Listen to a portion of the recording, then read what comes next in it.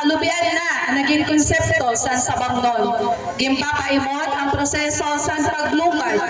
Yan ang atuig, ginapi sa among konsepto, ani pa nga mga produkto nga hali sa lubi, nga diri na nagaagi sa pabrika. Mga produkto nga kaapi sa atong panguro adlaw kinabuhi.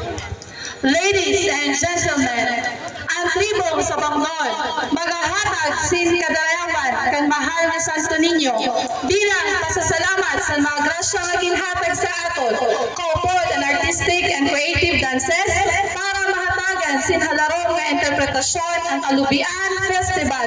Viva Pinsinyor! Mabuhay ang Pinulayan Festival!